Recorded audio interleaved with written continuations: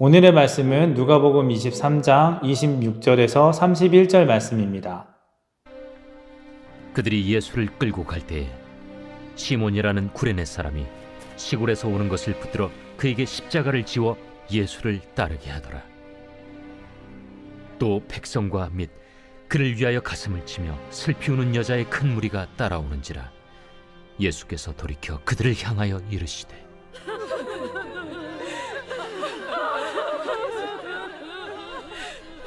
예루살렘의 딸들아, 나를 위하여 울지 말고 너희와 너희 자녀를 위하여 울라. 보라, 날이 이르면 사람이 말하기를 잉태하지 못하는 이와 해산하지 못한 배와 먹이지 못한 젖이 복이 있다 하리라.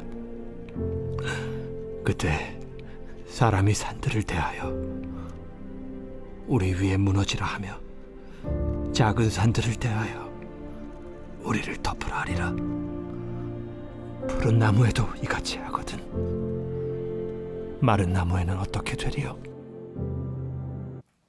오늘 본문에서 누가는 예수님이 사형 판결을 받으신 후 실제 처형 장소인 골고다로 이동하는 동안에 일어난 사건과 그 길 위에서 만나는 사람들을 통해 예수님이 누구신지, 그리고 우리가 그분을 어떻게 따라야 하는지 보여주고 있습니다. 본문 26절은 그들이 예수를 끌고 갈 때라는 문구로 시작합니다. 그들은 단순히 로마 군인만을 의미하지 않습니다. 빌라도의 재판정에서 사형을 언도했던 로마, 유대 지도자들, 그리고 선동된 유대 백성들 전체를 포함하는 예수님에 반하는 다수의 사람들을 가리키고 있습니다. 이 살기등등한 행렬 속에서 한 인물이 등장합니다. 바로 구레네 사람 시몬입니다. 구레네 사람 시몬은 누굴까요? 누가는 그를 시골에서 올라오던 길이라고 묘사합니다. 이 표현을 통해 예루살렘의 권력 다툼이나 예수님을 죽이려는 음모에 가담하지 않았던 사람임을 유추할 수 있습니다. 로마 군인들은 지친 예수님을 대신해 시몬에게 십자가를 지게 합니다. 그리고 성경은 매우 중요한 표현을 씁니다. 그에게 십자가를 지워 예수의 뒤를 따르게 하니라. 누가는 여기서 우리에게 제자도가 무엇인지 다시 한번 비춰주고 있습니다. 누가복음 9장 23절, 날마다 제 십자가를 지고 나를 따를 것이니라. 누가복음 14장 27절, 자기 십자가를 지고 나를 따르지 않는 자도 능히 내 제자가 되지 못하리라. 구레네 사람 시몬은 예수님 뒤에서 십자가를 지고 가는 제자의 원형이 되었습니다. 시몬의 뒤에는 또 다른 무리가 있었습니다. 27절을 보면 백성의 큰 무리와 가슴을 치며 슬피 우는 여인들이 등장합니다. 이들은 앞선 재판정에서 조롱하던 무리와는 대조적입니다. 이들은 예수님께 동정심을 느끼고 있었습니다. 그런데 28절에 예수님의 반응은 놀랍습니다. 예루살렘의 딸들아, 나를 위하여 울지 말고 너희와 너희 자녀를 위하여 울라. 왜 주님은 자신을 위해 울지 말라고 하셨을까요? 예수님의 십자가의 죽음은 비극적인 실패가 아니었기 때문이었습니다. 예수님은 불운한 희생자가 아닙니다. 그분은 사형 선고를 받은 상황에서도 여전히 상황을 통제하고 계시며 하나님의 구속 계획을 신뢰하고 계십니다. 예수님의 죽음은 세상을 구원하기 위한 하나님의 목적을 이루는 과정이었습니다.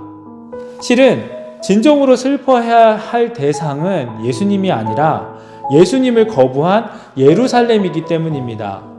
누가복음 19장 41절에 일찍이 예수님은 예루살렘 성을 보며 우신 적이 있습니다.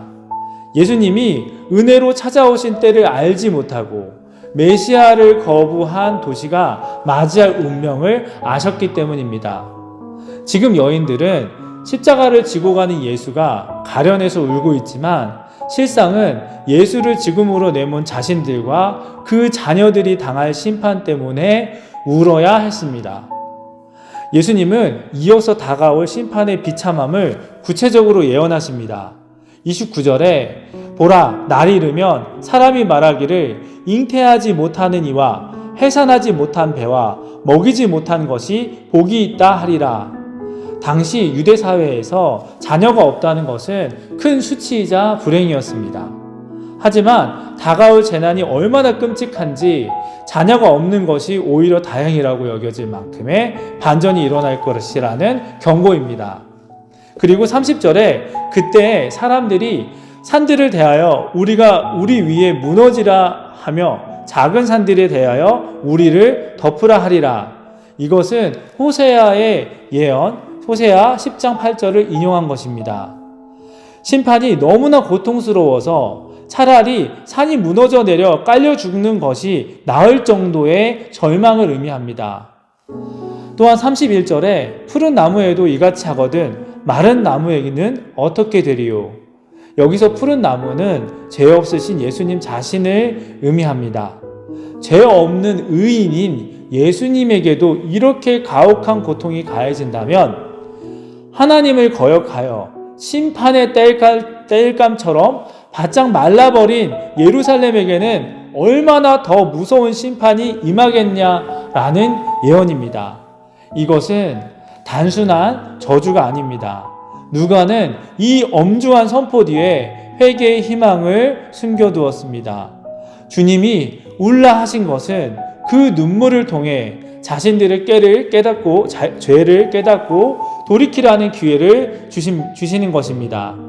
심판의 날이 임박했다는 것은 역설적으로 아직 회개할 수 있는 지금 이 순간이 얼마나 소중한지를 가르쳐 줍니다.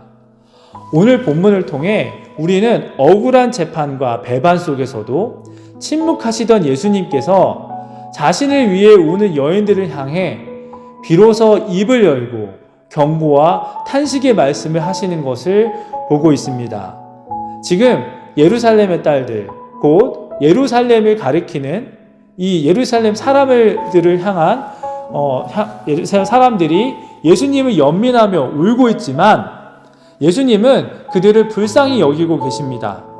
예수님께서 마지막 순간까지 예언자의 사명을 다하시며 하나님의 심판 앞에 선 이들에게 회개를 촉구하고 계시는 것입니다. 성도 여러분, 우리는 십자가의 고난 주간에 예수님께서 겪으신 고통을 생각하며 마음 아파합니다. 하지만 오늘 말씀은 우리에게 너희와 너희 자녀들을 위하여 울라 라고 전하고 있습니다. 우리가 가져야 할 마음이 예수님의 고통과 죽음에 대한 연민이 아니라 우리 죄에 대한 회개, 곧 그리스도의 십자가를 바라볼 곳을 촉구하고 있음을 되짚어야 합니다. 구레네 사람 시몬처럼 우리 삶에 갑자기 찾아온 십자가를 피하지 않고 십자가를 지고 예수님을 따르는 제자의 길을 오늘 말씀은 전하고 있습니다. 사도교회 성도 여러분, 오늘 하루 우리 죄를 짊어지시고 십자가의 죽음으로 우리를 죽기까지 사랑하심을, 그것을 증명하신 주님 앞에 나아가기를 원합니다. 구레네 사람 시몬처럼 묵묵히 제자의 길을 걸으며 십자가를 지며 하나님의 자녀로 주님의 사랑과 공의, 정의, 정직을 행하며 주의 모든 선한 길을 걷고자 힘쓰는 저와 여러분이 되기를 주님의 이름으로 기도합니다.